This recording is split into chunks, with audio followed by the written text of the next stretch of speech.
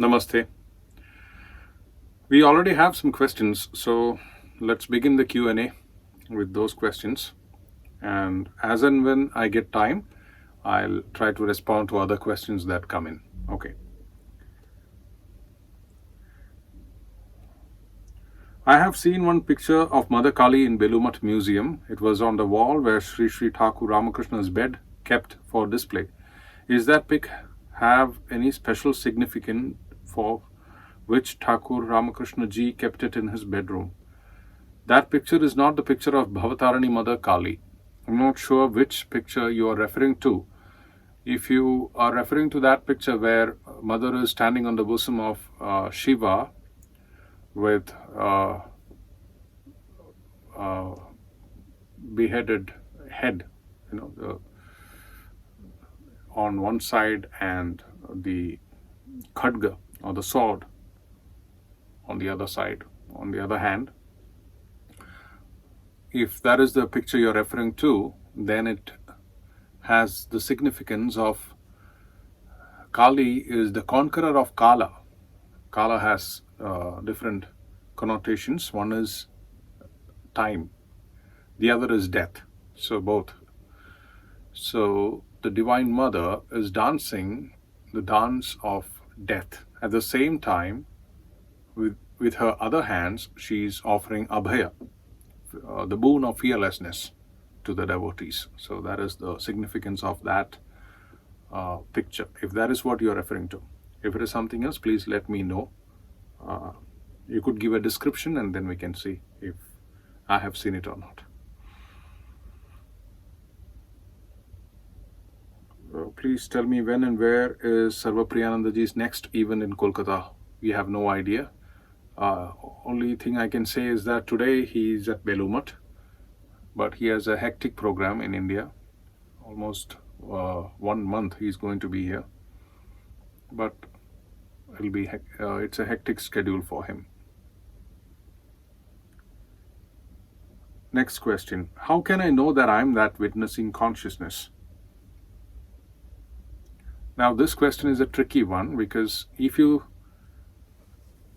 say, how can I know that I am that witness? See, who is this I? Are you referring to the same I, which is that witnessing consciousness? That you have to ask first. So if you say, how can I know? If you're referring to this I who's asking the question, this I can never know that this I is the witnessing consciousness, because it is a reflected consciousness. In simple terms, the computer cannot know that the operator, it cannot realize the operator. The operator, if it mistakenly thinks that the user mistakenly thinks that he or she is the computer, then she will realize that she or he is the user and not the computer. The computer cannot do that. So similar way, in this case, the I who is asking this question is not the witnessing consciousness. So that realization happens when this I steps away, or it gets dissolved through bhakti or through jnana or any path.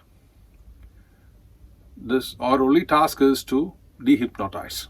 So this hypnotism of a separate entity called me, I am Swami so-and-so, or I am Himesh. So this identity has to be dissolved. Who will dissolve it? The starting point is this personality itself, this mask. Persona itself means mask. So he himself is trying. And in that process of trying, he discovers that which is not true, or that which is transient, and discards it. And in the process of discarding what is mithya or transient, the truth emerges. It's not that there is a process towards truth. There is no process which can bring into the truth. Truth is eternal. And your real nature is always, even here and now, you are that witness consciousness. As you can see in the Mahavakya, Tattvamasi or Aham Brahmasmi. It is not that I will become Brahman in a future stage. The goal of all spiritual practices is to remove this delusion or self-hypnotism that we are in currently. The mistaken identity is removed, and what remains remains.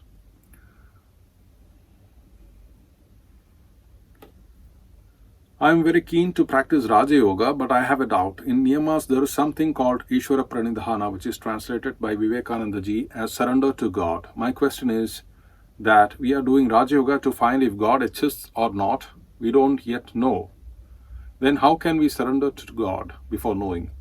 Also, there's one more problem with surrendering to God. Suppose if I surrender to God, then how will I get to know if the experience I'm having is true or a hallucination or auto-suggestion caused by my belief? Sorry if offended anyone. No, you have, I don't know if you have offended some others, but definitely not me, because in Vedantic tradition, the spirit of inquiry is always welcome.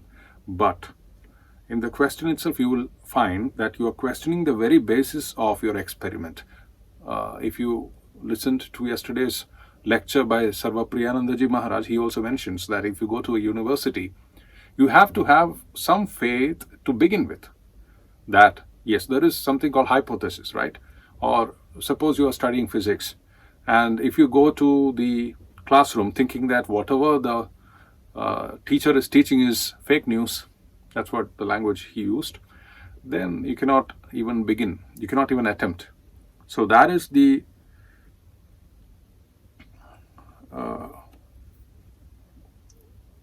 amount of faith that is required of an aspirant. So that's how we start. So we don't start to find out if God exists or not. We don't yet know. Then how can I surrender? Okay, the question of surrender comes because in Raja Yoga there is no specific requirement of a belief system. Okay, in a personal God or an impersonal God or anything. But the experiment is to realize yourself. So what is the main hindrance in realizing? The agency, the sense of agency or agentship, that I am doing this, I am doing that. So this concept of surrender or the requirement for surrender to God or to a higher power, even logically, if you think where we stand, we definitely know that we are not omniscient, we are not that powerful. That is our daily feeling as a limited entity when we are an aspirant. So there is something higher which we are trying to discover. So the concept of surrender means you are not taking the whole agency of I did this, I did that. So you surrender everything. So that sense of impersonal, this thing builds up in you. Okay? So that is the main idea of surrender to God. Removal of I, if you can say, in the Jnana Marga. So same thing. So all these are not watertight compartments. Raja Yoga is one thing and Karma Yoga is another thing. Everywhere the basic idea is removal of this notion that I'm a separate entity and there is a person who is separate from the rest of the world, or there is any duality. So all these notions are based on this separateness. So that has to be removed. You can do it through yoga, you can do it through karma yoga, you can do it through Raja Yoga, you can do it through Jnana Yoga, Bhakti Yoga. So there was one more question saying in the Ramakrishna order, how is it practiced? So we are not exclusively Raja Yogis. We practice a combination of all the 4 yogas as prescribed by Swami Vivekananda. Again, coming back to your question of I'm very keen to practice Raja Yoga.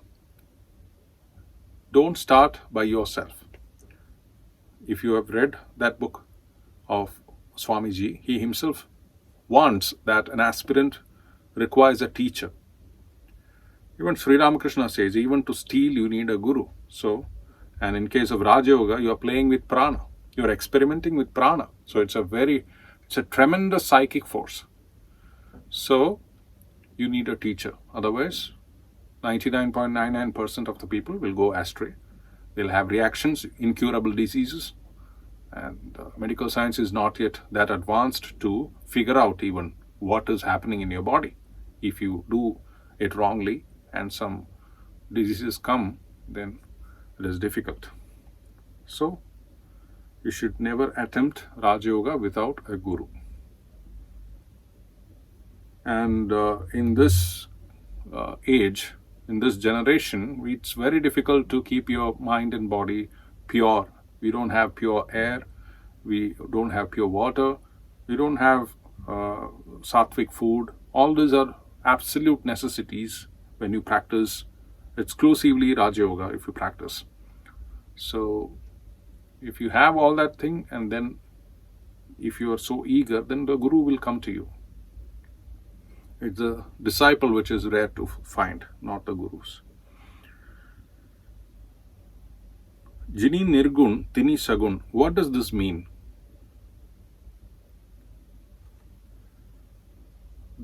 It is in Bengali, I'll translate. The one who is Nirgun, he or she, it itself is with form.